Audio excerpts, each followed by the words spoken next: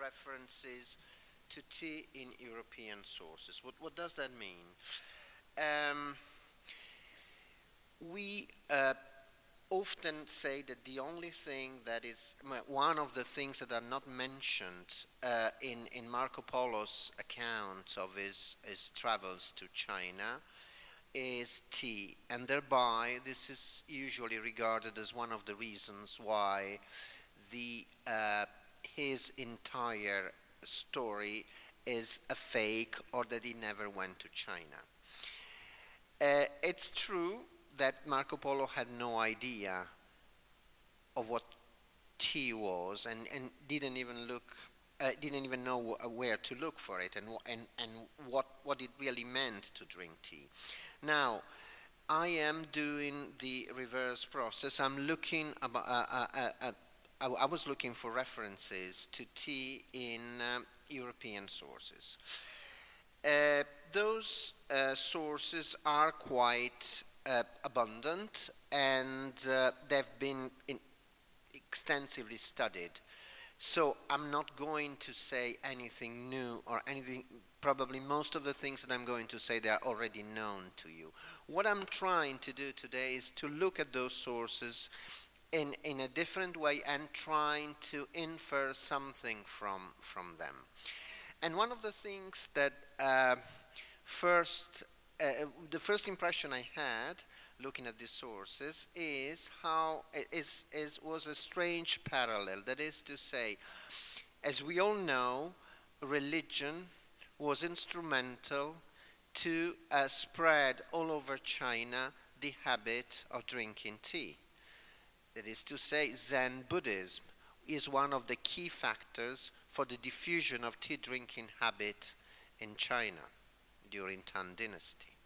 Well, if we look at European history, we have the same phenomenon. Religion, albeit no Buddhism, but religion was instrumental or inextricably linked to the diffusion of tea in Europe, at least to the diffusion of the knowledge of such thing in Europe.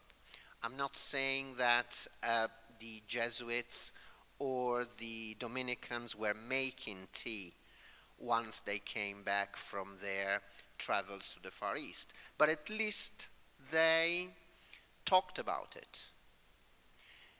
Importing tea from China and from Japan is something that starts a little later, but sources, more or less all the sources we are looking at today are all dating from the 16th century, more often than not the late 16th century, and most of them are works by religious people, by Jesuits, by Dominicans, which shows again that tea and religion go hand in hand, even when tea has nothing religious about it. And that especially refers to the West. There are no religious connotations of any sort in the consumption of tea in Europe. But as we see, the sources are mostly religious sources. The other observation is that Venice, once again, seems to be the place where it all started. I'm not again talking about tea consumption or importing tea, but I'm talking about the knowledge of tea. The earliest, the very first reference to tea consumption in Europe is to tea, such a thing in Europe, and its consumption in Asia is in fact a Venetian source, is a book written by someone, not precisely a Venetian, by someone from Treviso, thereby someone that a real Venetian would not regard as a Venetian, but it's actually 30 kilometers from here, so essentially a Venetian. And this is just the earliest source, but other sources too from the same period again point to Venice. So Venice is a crossroad of civilizations. Venice was an important seaport. Venice was a trade center, and news from other countries and even a certain taste for exotica was typical of Venice in the 16th and 17th century. So it doesn't surprise that we find mentions of tea drinking in Venetian sources.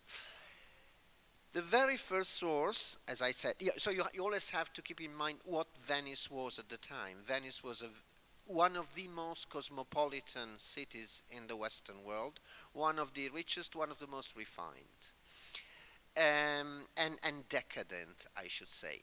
Thereby, and you can very easily see this in Venetian architecture and especially in Venetian paintings of the period. All the habits that the Venetian aristocracy had and the consumption of many goods from Asia, the consumption of temperance drinks, the consumption of chocolate, the consumption of other kind of luxury drinks coming from the East. So, first source, the earliest reference, Giovanni Battista Ramusio, the guy from Treviso. Giovanni Battista Ramusio was a bit of an armchair traveler, in fact. He didn't travel personally that much, but he collected travelogues and traveler books. And his work, here there are two portraits from two different periods, but more or less 17th century, I would say. And his major work, Delle navigazioni et viaggi, about navigations and travels, is a monumental work consisting of 3 volumes, published in 1550, 1556, and 1559, as you see, not in a sequence. And his reference to tea is included in the second volume, the one that was published in 1559. What does he say about tea? Here you can see a photo of the original text. The original text was written in 16th century Italian, but it's still quite understandable for an Italian, of course. It's been translated into English, and so it's largely available. And here the word that he used for tea has been highlighted. Now, this is the original text, and this is the English translation of his text. It's essentially, it's a story, it's an anecdote of a party that he attended on the island of Murano, where he met, the narrator of the story met. Ramusio is essentially recording stories. The narrator met Haji Mohammed, or Chaji Mehmet, who was a Persian, and this Persian told him something about tea. And of course, everybody was listening, everybody was curious, because as I said, there was an appetite for exotica. There was an interest for things coming from the East. So, he told me that all over Cathay they made use of another plant, or rather its leaves. Another plant, because they were actually talking about rhubarb. Rhubarb was what the narrator was interested in, whereas the Chinese looked down upon rhubarb in favor of tea. Now, he told me, so they made use of another plant, or rather of its leaves. This is called by those people chai katai. So chai, again, chai, cha, and grows in the district of Cathay, which is called Kachangfu, Sichuan. So it's exactly coincidental, or what we know about the history of tea and the cradle of this plant. This is commonly used and much esteemed over all those countries. They take of that herb, whether dry or fresh, and boil it well in water. 1 or 2 cups of these decoctions taken on an empty stomach removes fever, headache, stomachache, pain in the side or in the joints, and it should be taken as hot as you can bear it. He said, besides, that it was good for no end of other ailments, which he could not remember, but gout was one of them. Now, gout is interesting because all the other sources, when they mention the kind of ailments tea is good for, they always mention gout, which also shows that gout was very common at the time. And since gout is linked to diet, it shows you also how rich the diet must have been, given the fact that they needed cures for gout. Uh, and if it happens that one feels incommoded in the stomach for having eaten too much, so we are not talking about a poor society, we are talking about a very rich, decadent society, one has but to take a little of these decoctions, and in a short time it will be digested. And it is so highly valued and esteemed that everyone going on a journey takes it with him. And those people would gladly give a sack of rhubarb for 1 ounce of chai katai. Now, as I said, rhubarb was valued a lot in Venetian society. And still, 1 ounce of chai katai equals a sack of rhubarb. So it's much more precious, it's much more expensive. And those people of Katai do say that in our part of the world, in Persia, the merchant was Persian, and the country of the Franks, people only knew of it. There is no doubt that the merchants would cease altogether to buy rhubarb. So if they knew about such a wonderful, wondrous drug or remedy for all sorts of ailments, they would simply stop to buy rhubarb. So by the time this anecdote, this little story takes place, that is to say, around the end, the mid 16th century, tea is obviously well spread all over China and the Far East, and we know that already from local sources. But it's used not just as a leisure drink, but is used also as a cure for very common ailments. So this is Ramusio. Ramusio, in his monumental work, many other travelers' accounts are included, including Marco Polo itself. Actually, one of the texts that we have of Marco Polo, we have it because it's included in Ramusio's work. And then Ramusio was a layman, was not a priest or a monk of any sort. But the second source that I'd like to mention today is, in this case, is a religious person, is a missionary, is Gaspar da Cruz or Gaspar de la Cruz, a Portuguese, lived between 1520 and 1570. He wrote a book with a very long title in Old Portuguese that I'll spare you, so we will be satisfied simply by calling it Tractado, and you can read the rest of the title by yourself. And by the way, this book, the Tractado, is the first book ever published on China in Europe. Now, you would say, and Marco Polo? Marco Polo is not a book on China. The Travels of Marco Polo is a book about the travels of Marco Polo. This one, the Tractado, is the first book, complete book about China ever published in Europe. So just, let's say, it's the first sinological work. It was published in Évora, in Portugal, by a publisher called André de Burgos, and in 1569. Now, we can see what the frontispiece and the text look like. Old Portuguese, I'll save you that, and we go straight to the English translation. This is the English translation. Whatsoever person or persons come to any man's house of quality, and I stress quality.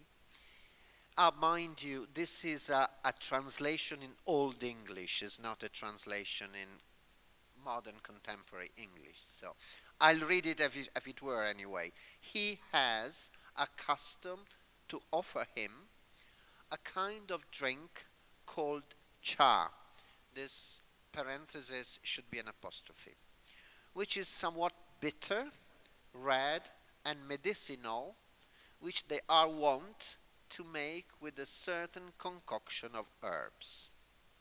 So again, in China, if you visit the house of a man of quality or a house of quality, that is a well-off person, a well-off family, a respectable family, haojia, and they would offer the guest a kind of drink which is bitter. Red is the only term that leaves me slightly puzzled, but we know that tea color has, the whole discussion on tea color is a big topic. Tea is red, but is also green and other shades of color.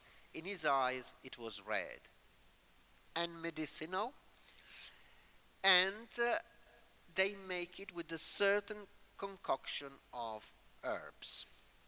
So again, tea is a habit for people who have means, and it's good for you, and it's bitter.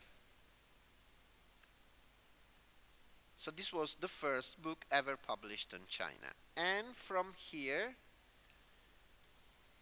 at this point, our main sources are all, with the exception of Giovanni Botero, our sources are mainly missionaries, Dominican or Jesuits. Luis de Almeida was a Portuguese, and he was also famous because and he kind of displeased the authorities in Rome and the Pope, because he was a doctor, also a physician, and he also cured the non-Christians. When he was in Asia, when he was in Japan, he also cured the non-Christians, and this put off the religious authorities in Rome. So according to Luis de Almeida wrote letters, essentially, and his letters were preserved later by another of my sources, Giovanni Pietro Maffei. Giovanni Pietro Maffei collected a number of letters, including the famous letter by Luis de Almeida, in which he wrote, "The Japanese are very fond of an herb agreeable to the taste, which they call chia, or cha." Now, aside from the simple fact that, okay, the Japanese drank tea in mid-16th century, this drink is agreeable to the taste. Previously, it was bitter and medicinal. But this has always been the duality in the descriptions of tea in China and elsewhere. That is to say, tea is bitter, tea is sweet. Tea is bitter at first, and then it becomes sweet in the mouth, which is what any Chinese would tell you anyway, even nowadays. You can never say whether tea is bitter or sweet, but it can be both, and it goes from bitter to sweet in the process of tasting it. So nothing that we haven't seen already in Chinese and Japanese sources. Here you can see the frontispiece of the collection of letters. Italy again, so uh, Portuguese missionary, and now the most important source after that is Giovanni Pietro Maffei. Giovanni Pietro Maffei, 1533-1603, he was born, if I remember correctly, in Bergamo. Here you see a wonderful portrait of him by the Italian artist Giambattista Moroni. And Giovanni Pietro Maffei wrote the Historiarum Indicarum Libris Edecim in Florence, 1588. You see the frontispiece here. An appendix of a later edition of this book is the collection of letters, which includes the letter from Luis de Almeida. Now, in Maffei's work, we have a descriptions of Japanese tea. Again, the beverage of the Japanese is a juice extracted from an herb called chia, which they boil to drink, and which is extremely wholesome. So it's good for you. Wholesome, healthy, medicinal. It protects them from pituitary troubles. So it's a glands, basically. Heaviness in the head and ailments of the eye. And again, many of these properties are the same as those described, for instance, in Louis Chajing. It makes them live long years almost without languor. The Japanese have as yet no use for grapes, but they make a kind of wine from rice. But that which before all they delight to drink is water almost boiling, mingled with powdered chia, and this is matcha, of course. They are particular about having it well made, the tea ceremony. The most eminent sometimes make it with their own hands, taking the trouble to regulate the portions and to make the mixture for their friends. So, even eminent people takes part personally in the process of making tea. It's not something the servant make, but if you want to make it properly, if you want to make it well, you have to participate, you have to do it firsthand. They have certain rooms in their homes reserved for that alone. Tea house, the room for the tea ceremony. There is always at hand a drink of covered chafing dish from which they offer their friends a drink on arriving or taking leave. So there is also some tea that is always already prepared for their guests. But again, it's interesting to see how precise and this early descriptions are, and how much they coincide with what we know about tea. So I have to say that they were good observers, and I would say even good anthropologists. Giovanni Botero. So tea comes back to Italy and to Venice. Giovanni Botero is best known for his book Della ragion di Stato, The Reason of State, which has become a set phrase in almost every language, and we only remember him for his political treatise, the Reason of State. But he also wrote about tea. He wrote about tea in his book Delle cause della grandezza delle città, on the causes of the greatness of cities, in 1588. Again, you see the frontispiece here. The Chinese have an herb from which they press a delicate juice which serves them instead of wine. And anyone who's familiar with the history of tea in China knows that the phrase tea is served instead of wine is where the history of tea in China starts. The history of tea in China officially starts with this sentence, with a work, actually a history, an official history, in which this sentence is used. Tea takes the place of wine in a certain circumstances. So again, tea is a substitute for wine, even in Western sources.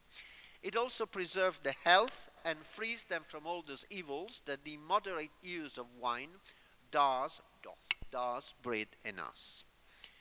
So tea is a temperance drink. Tea is a synonym for moderation, and it's used to counteract the effects, counterbalance the effects of the evil effects of wine. Well, they were priests after all. And although Giovanni Botero wasn't. After Giovanni Botero, and this is going to be my, there are in between Botero and Matteo Ricci there are many more important sources. There's another Portuguese source, not that important, and also a very brief Russian source. But Matteo Ricci, and I will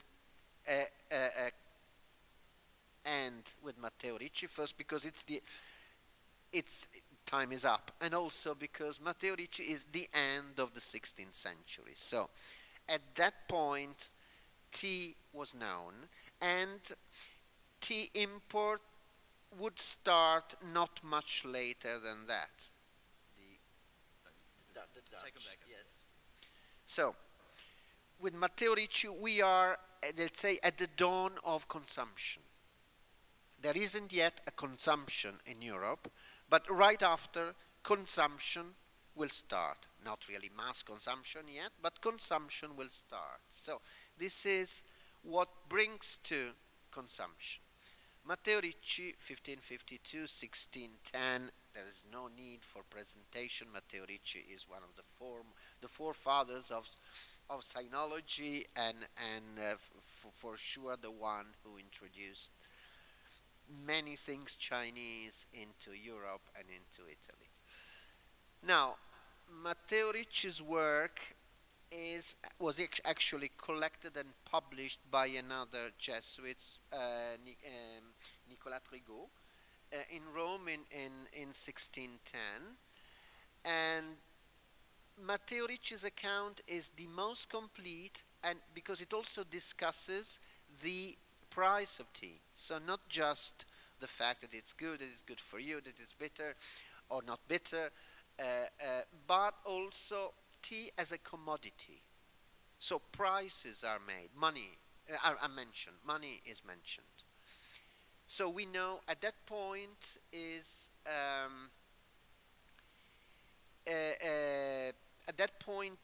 the knowledge of about tea in the East, in Asia, is rather complete.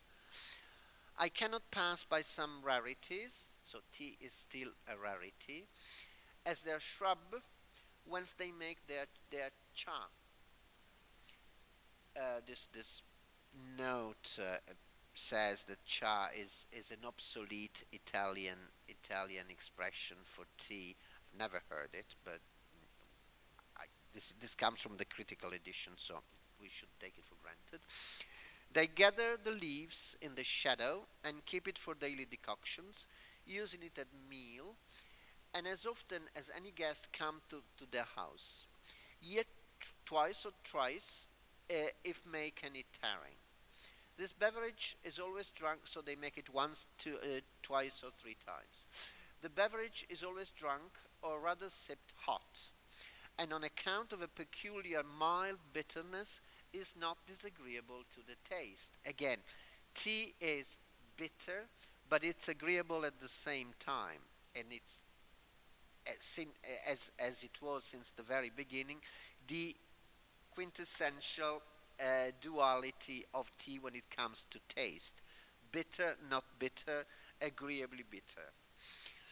So, sorry, I lost myself. Yes, but on the contrary, is positively wholesome for many ailments if used often.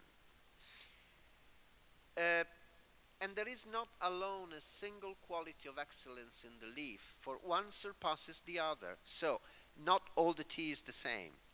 There are degrees of quality. And thus, you will often buy some at 1 gold SQ, 5 francs, or even 2 or 3 SQs a pound if it is rated as the best. The most excellent is sold at 10 and more, and often at 12 gold SQs a pound in Japan, where its use is also somewhat different from that of China. So at this point, it's also clear that that uh, uh, the strategy of consumption of tea in China and in Japan have diversified. At the end of the 16th century, the Europeans, at least those in the knowledge, knew that tea in China and tea in Japan were not already the same thing. So there was a diversity in the way they were made.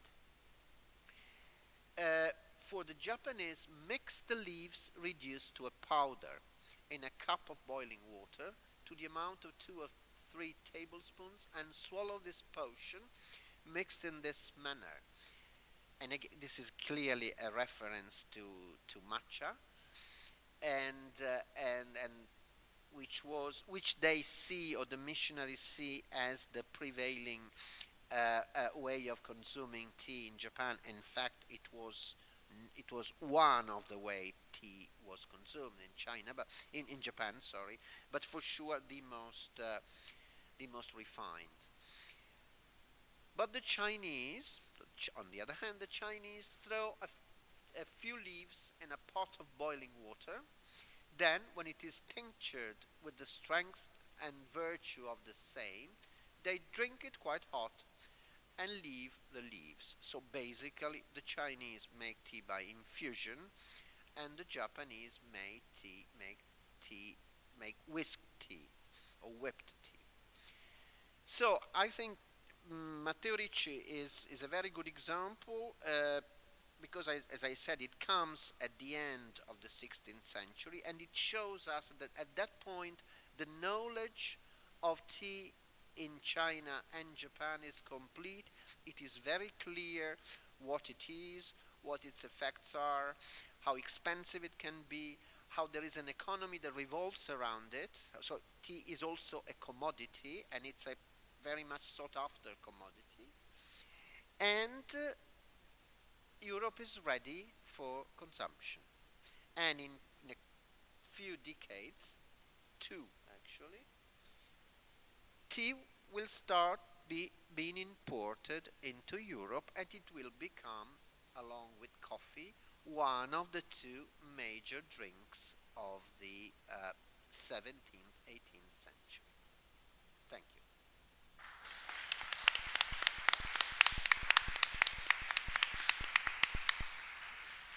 Now, the next speaker. Should I move there, sir?